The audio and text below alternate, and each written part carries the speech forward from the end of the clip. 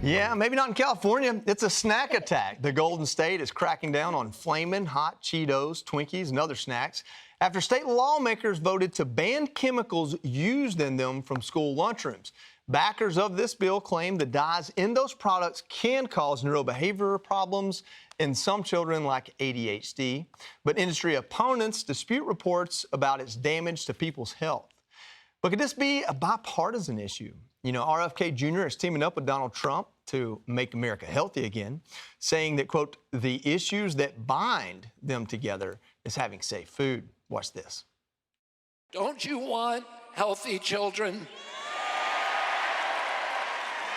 And don't you want the chemicals out of our food? Don't you want a president that's going to make America healthy again?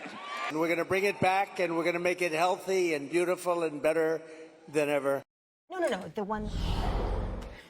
All right, we'll come back to that. Jillian, I've heard for a while, like, I think it's red number 5, that some of these dyes are bad. I've got friends who won't let their kids have them. Doctors recommended. Is it kind of odd that this is the first time we've heard something like legislation being passed for it? No, because I think, like we were talking about in the break, like most everything that we eat and put in our bodies in this country is like trash. And so this is a continuation of that. I'm not like too particular. I'm not like a huge health nut or anything, but I first heard about it's the red and the yellow dyes that are really bad, and they're in everything, not just food. They're in like go look in your bathroom. They're in all the products in your bathroom, especially kids' products. They are, there have been large-scale studies now that have shown that kids who ingest certain quantities of this stuff into their body end up having emotional, behavioral, neurological problems as a result. Some of them are like short-term, like, you know, maybe the kid freaks out for an hour. Others are longer-term. There also have carcinogens in them, which cause cancer. It's a very big problem. I don't think you can say like taking Cheetos out of our diet is going to solve the problem. It's like in Europe, they have these chemicals are banned. They're not allowed to be sold. I don't know when we're going to do something about it here. Maybe this will be the first step, but I do think it's an important step to get it out of the food chain, out of the supply here of everything that goes into our bodies. Kennedy, she said a real bad word. She said ban. You know, we talk about freedom. We had free playing on the way in. But there's a difference between deciding not to put something in a meal that the government gives your kid as opposed to like Bloomberg's Big Gulp. You know, not allowing you to decide as an adult to go have a big soda. But that's where this stuff goes. You know, the more government involvement there is in our health care and health insurance, the more they're going to have a say in what we put in our own bodies. And there is no more intimate a relationship than the one you have with yourself and what you ingest. And, you know, it starts with kids. And a lot of these bans are really condescending because they want to make sure they control the food that goes into the lowest income schools, which in places like Los Angeles and New York are fully subsidized. So what they're saying is, oh, you're poor. You can't make good decisions for yourself. The government will make those decisions for you, and then we'll have better outcomes. Well, what's next? It starts with red dye number 5, and then does it go to your genes? Because what could some of the other causes of ADHD be? So maybe if you're going to procreate, and if you're going to have some, you know, government subsidized fertility treatments, maybe the government should test your genes to make sure that you are not passing anything on that could at some point be a big problem for the government if they have to take care of you long term. So if you have ADHD or schizophrenia or gout or diabetes in your family tree, well, maybe those branches need to be snipped and you shouldn't be having kids because it starts with stuff that's pretty innocuous, but it gets very condescending and controlling very, very quickly. The Pandora's box of the Twinkie, Greg.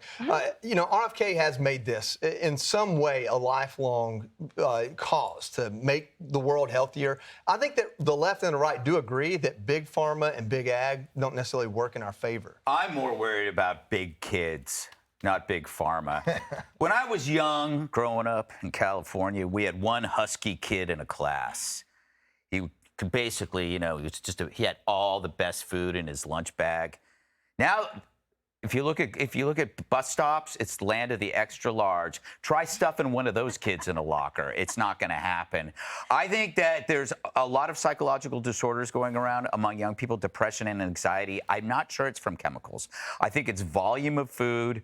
I think the reduction of activity through social media, everybody being on their phones, trying to chase status, has messed with kids' brain. You cannot feel good mentally if you feel bad physically. It's all the same thing. We all know this. When you eat something, it changes your moods. And you see a lot of kids who don't look good. How possibly could they feel good? I really think this fat positivity movement, which has been pushed by the media, fashion magazines, Sports Illustrated, this is deadly, telling people that obesity is just another identity to be proud of. You know, we don't celebrate values that make for a good life. Like, you know, why don't we have, instead of a pride parade, you know, humility parade? Won't happen because that's a contradiction.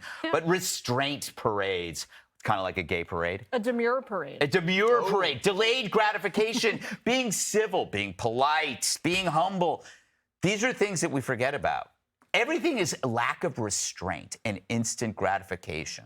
Did you see that Lizzo lost? Yes, good for her. She lost like 50 pounds. Her fans are mad at her. Good for her. They feel like she's betraying. Their fans don't care. Her. Here's the thing. That's my point. Her fans don't care about her health. Right. They just want her to be. Emily, you don't big. care about your health or eating healthy or working out. What do you think about this?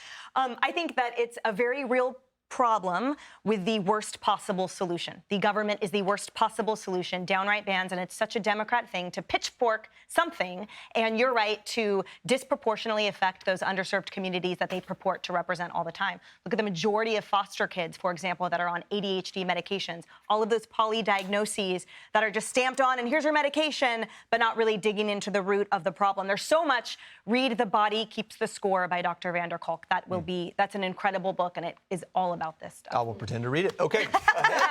Georgia's own Ludacris sparking fears that he might have unearthed a prehistoric virus. The fastest is up next. Click here to subscribe to the Fox News YouTube page to catch our hottest interviews and most compelling analysis. You won't get it anywhere else.